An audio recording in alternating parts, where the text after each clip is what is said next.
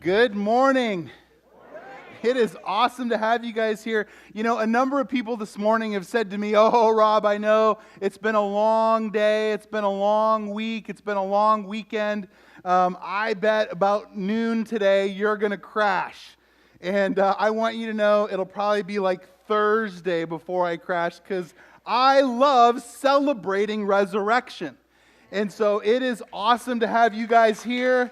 It's awesome to have those of you tuning in online for Easter Sunday 2022, right? And we are going to talk about, think about, and celebrate resurrection. Now, I have a question for you as we begin today, and it's not a trick question, okay? In fact, I'm going to give you some really clear hints about what the answers to this question are, right? So it's not a trick. 2 of the 3 answers to my question are what we focus on as Christians, as the church this weekend. What Friday was all about and what today is all about.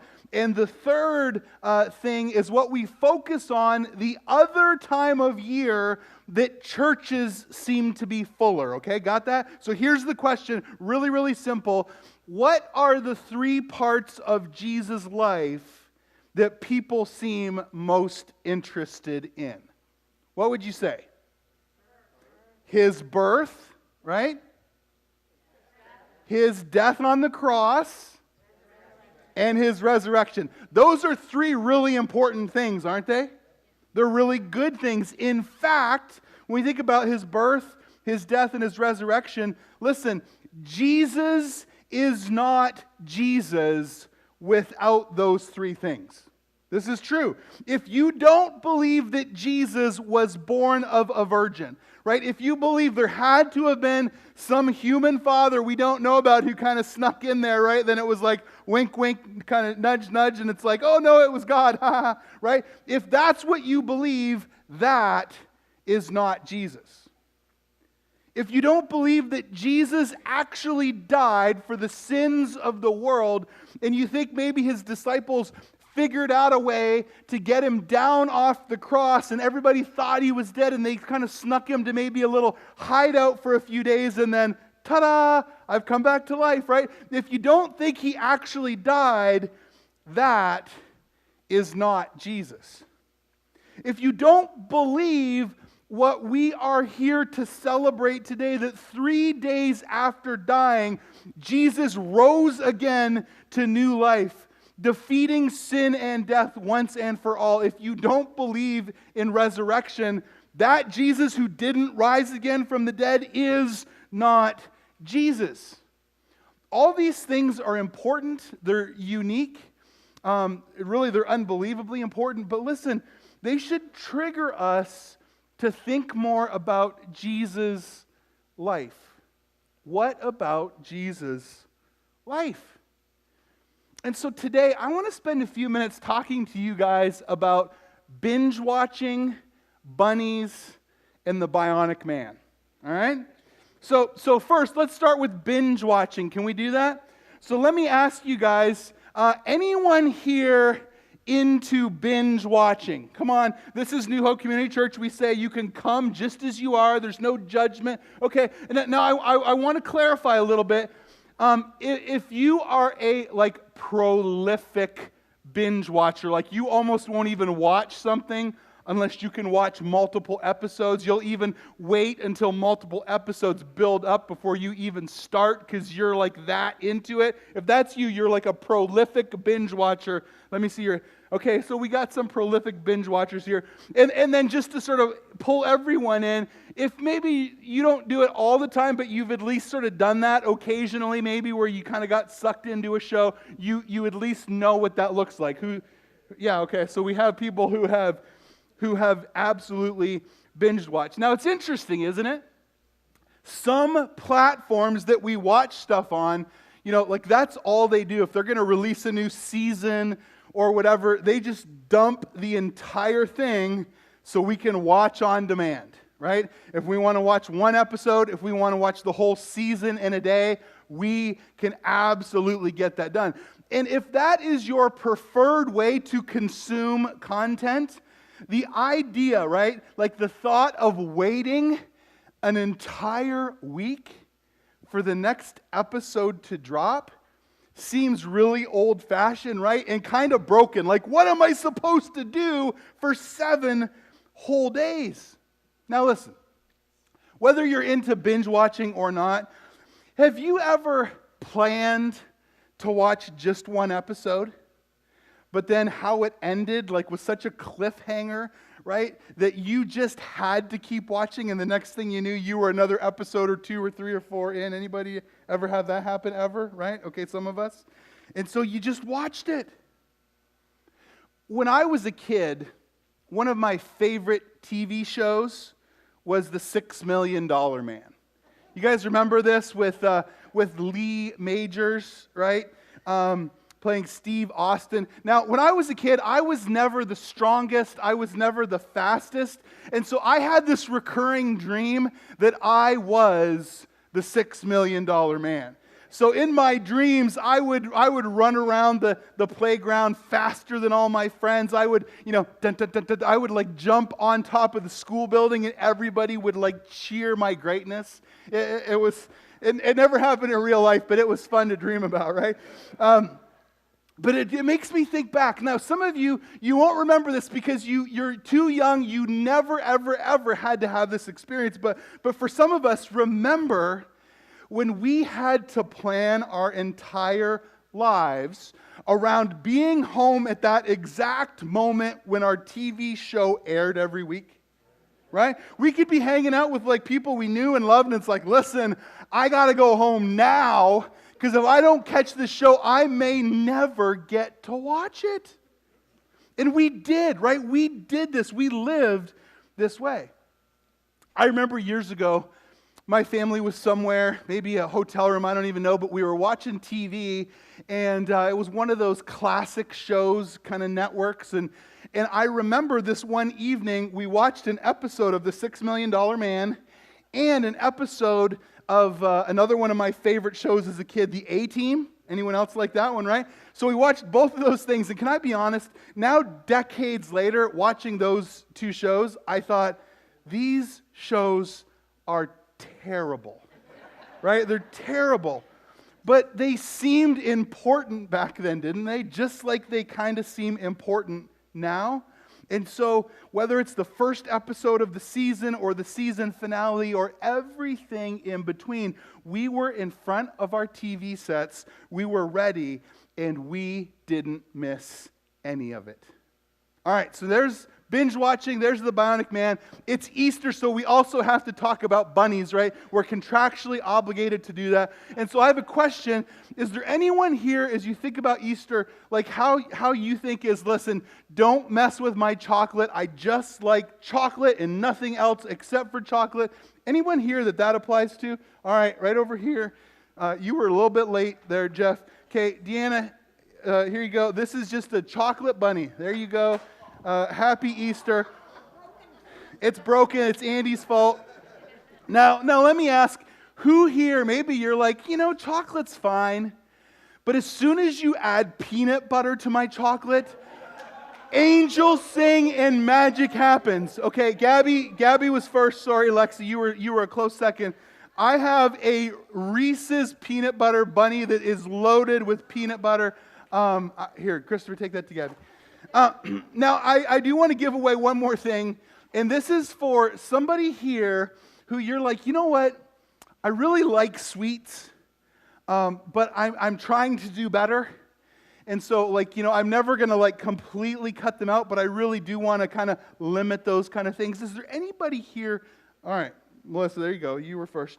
So I have, look, it's Cadbury cream eggs, and there's a dozen of them, but they're so little that they almost have no calories at all, I'm sure. So here, you can have these. Ready? Yes, nice. Excellent. Awesome. Thank you.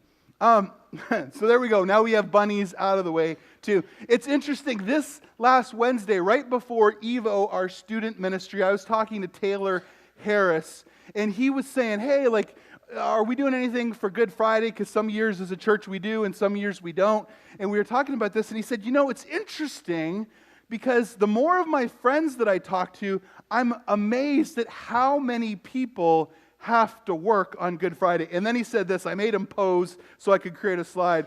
He said, I think everyone should have Good Friday off. We get so many stupid holidays off, so why not one as important as this? Now, I don't have anything against this holiday I'm going to mention. I just needed to pick one. But think about this. Like, let's give everybody Labor Day off, but the day that God died for the sins of the world, we can't figure out a way to turn that into a holiday, right? Like, that seems way more important, doesn't it?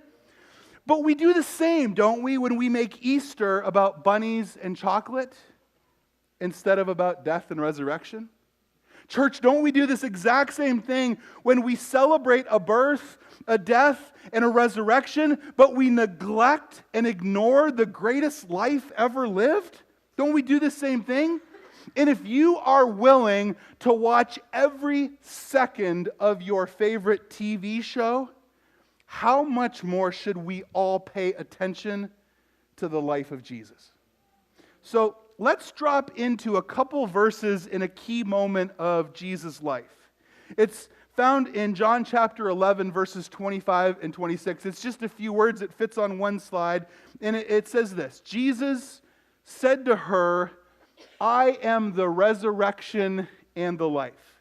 The one who believes in me will live even though they die. And whoever lives by believing in me will never die. Do you believe this? Seems kind of Eastery, right?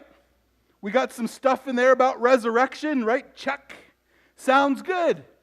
But let's look at this piece by piece so we kind of get a greater sense of what's going on. Is that all right? So here we go. Here's the first few words. It says this, Jesus said to her. Now, if you were just reading through the Bible, those just might seem like words to you, like a setup, but I want us to think about those. Why is this important? Why is this significant? Well, it's the same reason that some translations of the Bible have all of the words of Jesus in red, right? It's to indicate who is speaking, that God is speaking, and so we should pay a little bit extra attention because this is a little extra important. After all, as we've been saying, Jesus is the man, the myth, and the legend. When this guy talks, we should listen. In fact, a couple weeks ago, I read over us the Apostles' Creed, and I want to do that again, and I want you to think more specifically in this creed of the church, the words that speak specifically of Jesus. Think about how incredible our Jesus is. The Apostles' Creed goes like this, I believe in God the Father Almighty, creator of heaven and earth, and in Jesus Christ, his only Son, our Lord, who was conceived by the Holy Spirit, born of the Virgin Mary, suffered under Pontius Pilate, was crucified, died, and was buried. He descended into hell. And on the third day he rose again from the dead. He ascended into heaven and is seated at the right hand of God, the Father Almighty. From there he will come again to judge the living and the dead. I believe in the Holy Spirit, the holy small c Catholic Church, which means the Church Universal, the communion of the saints, the forgiveness of sins, the resurrection of the body, and life everlasting. Amen.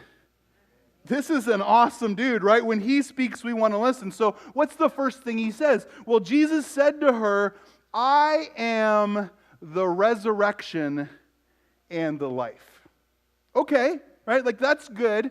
But what's happening here in this passage is this conversation, and we'll talk about the context in a minute, but the conversation here, everyone except for Jesus kind of is talking like they believe this is something about the future, right? This is a future thing. Jesus, this is good to know. It's good to know about you. I hope to take advantage of this at some point in the future. Jesus, I am glad that you are these very good things, that you are the resurrection, that you are life.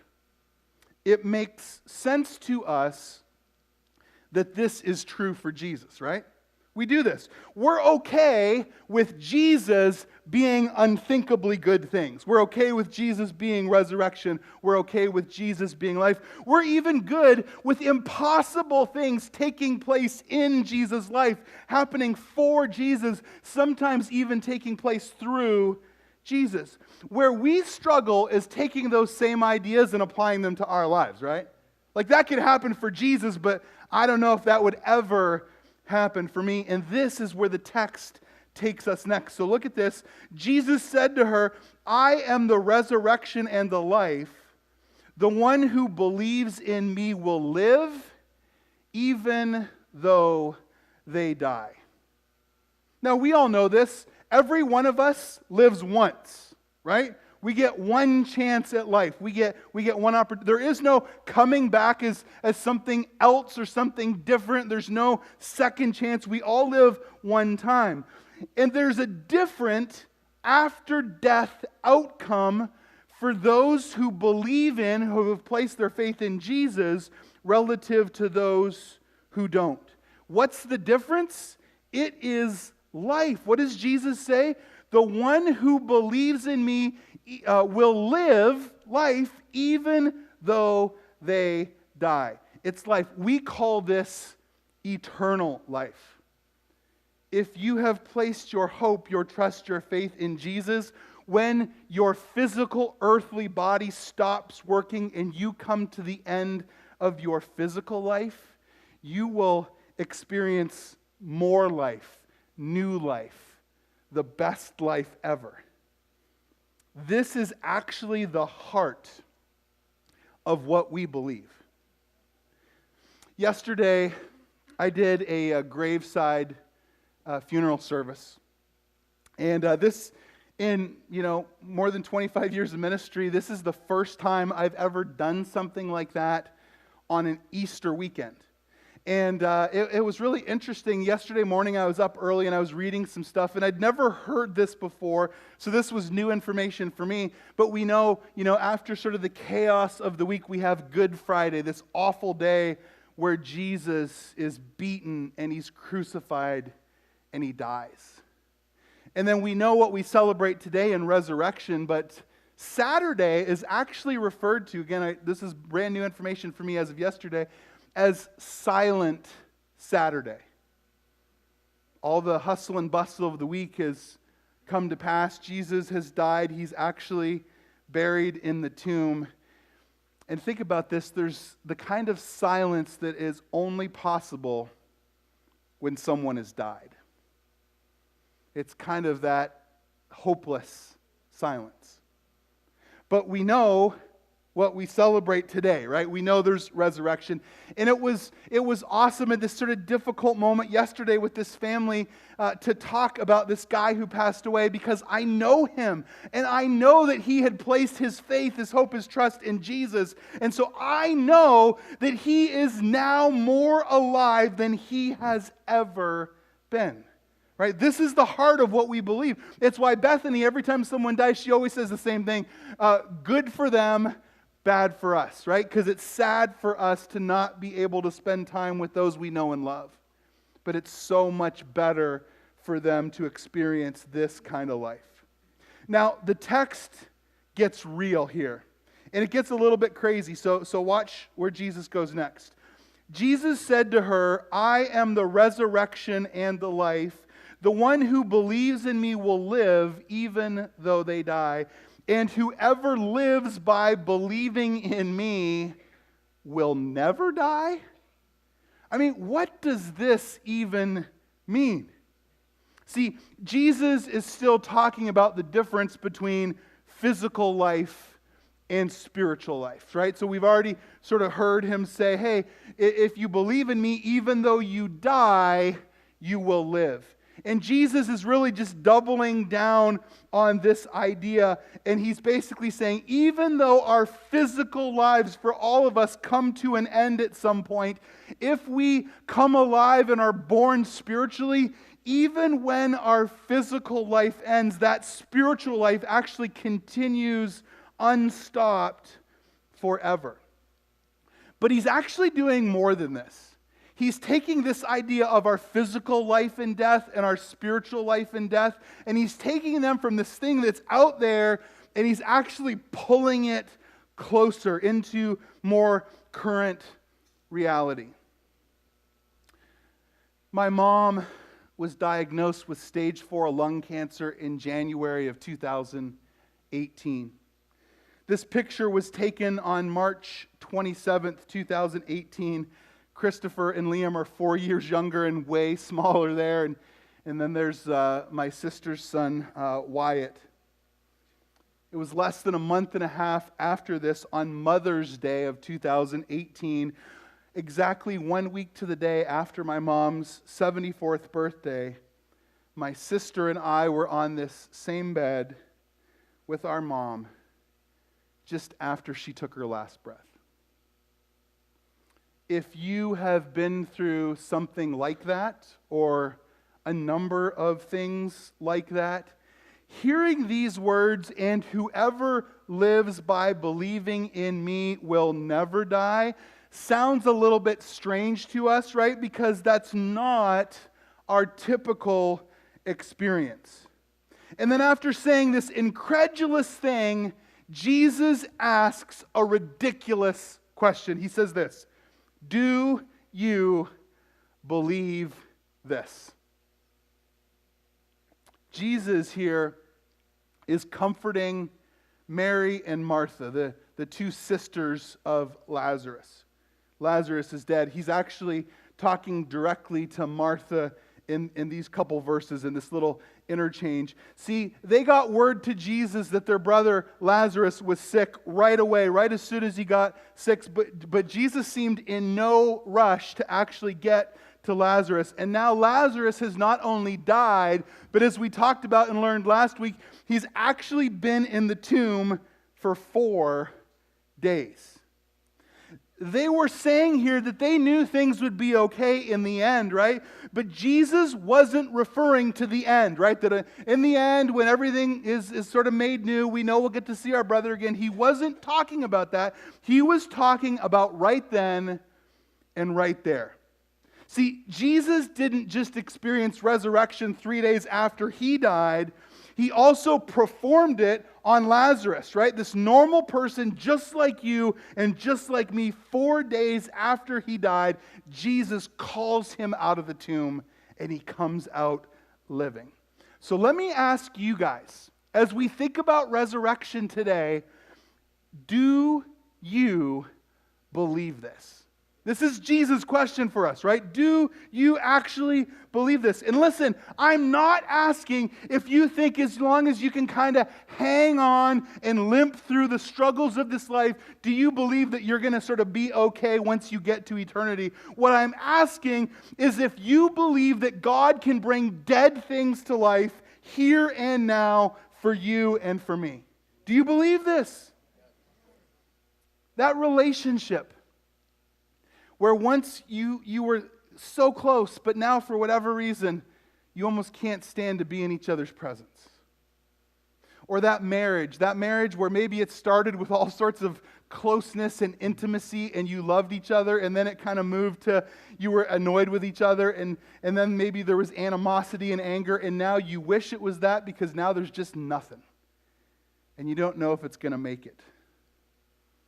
Or maybe it's that financial disaster of a situation that was no fault of your own, or maybe was a bunch of bad decisions you made that just sort of added up to this, and you just don't know how you can climb out. Or maybe for some of us, it's our heart that we swear at one point was tender and soft and good, but life has just been so hard for so long that our heart is now cold and dark, and we just have no life there.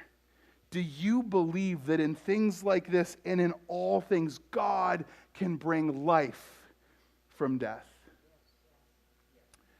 Michael Frost and Alan Hirsch, in their book entitled Read Jesus, said this. I thought this was good to share with you guys today. A good church upbringing will do many marvelous things for you. But one of the unfortunate things it also does is convince you that Jesus is to be worshiped but not followed. Ouch. Right? Another way I like to say this is this. We have too much binge watching and too many bunnies and not enough Jesus. Right?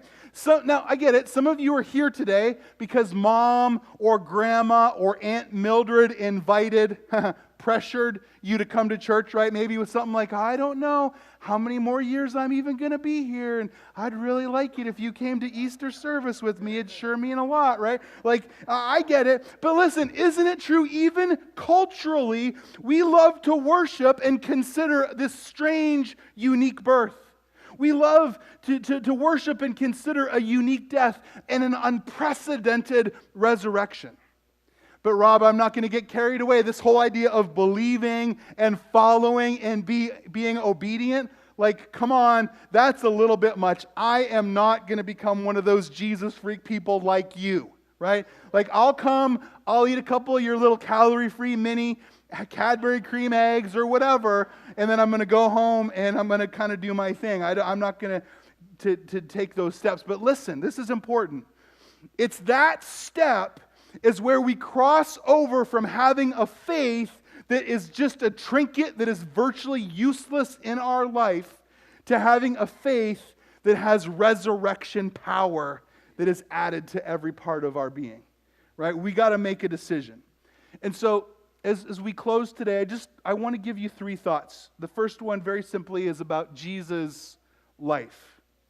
Here's the truth. If all of the true details of Jesus' birth, death, and resurrection were the preview for the next season of your favorite show or your favorite movie that you were interested in seeing next, right? You wouldn't miss a moment of that show or of that movie, even though the show and the movie is completely fake, right?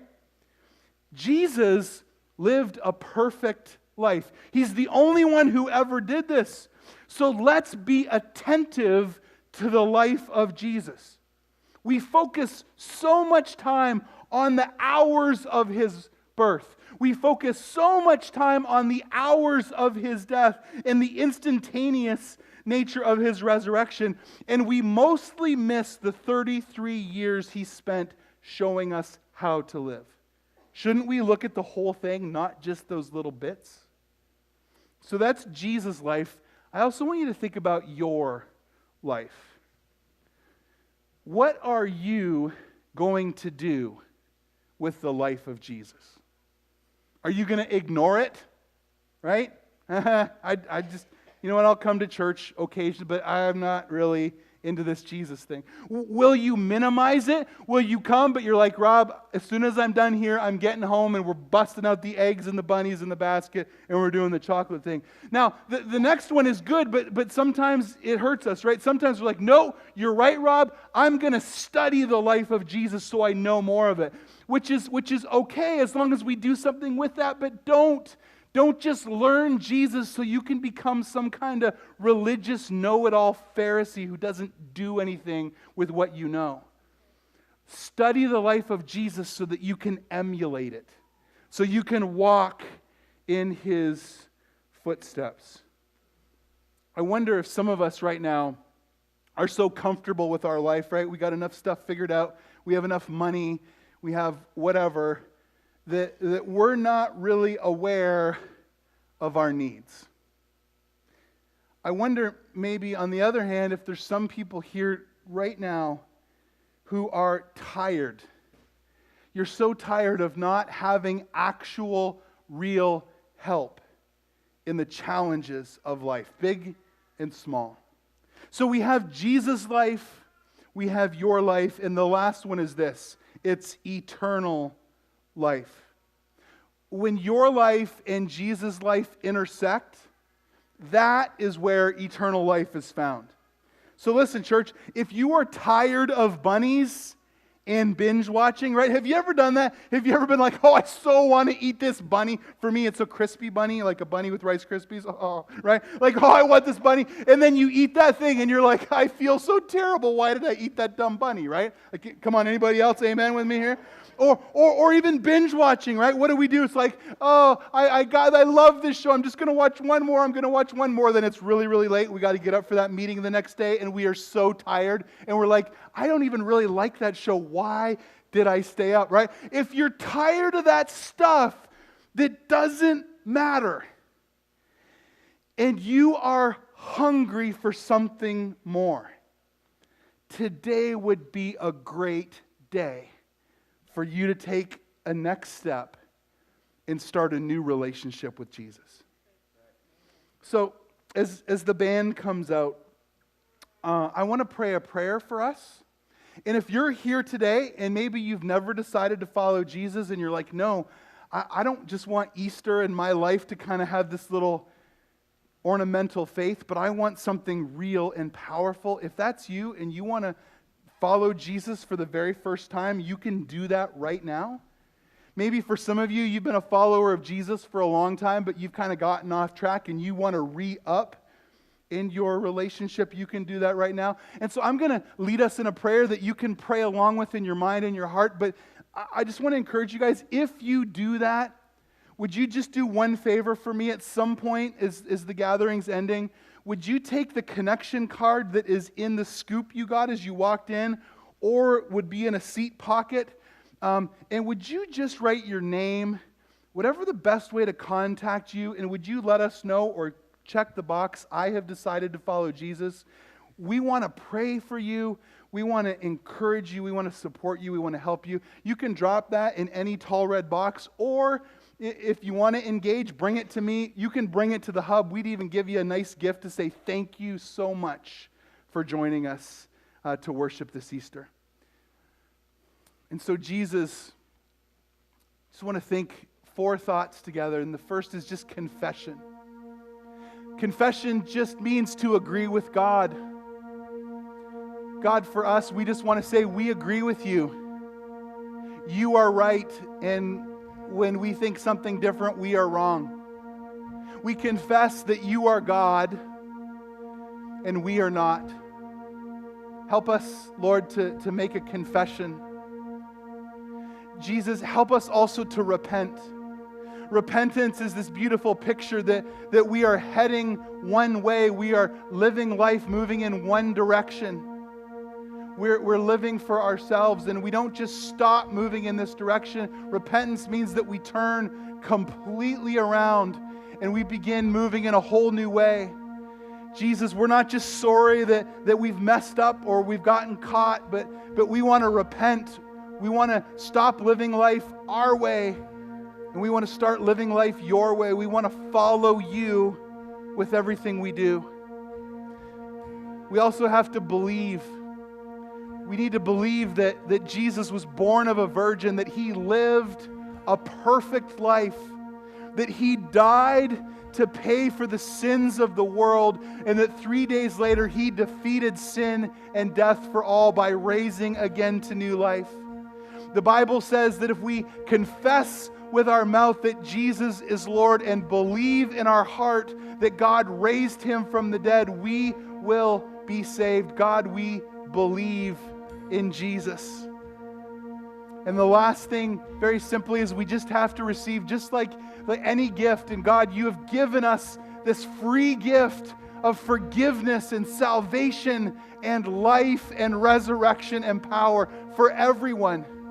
And all we need to do is receive those things. And so, Jesus, we just want to say thank you so much for the greatest gift ever given. We receive it. Help us to live it, we pray in Jesus' name. Amen.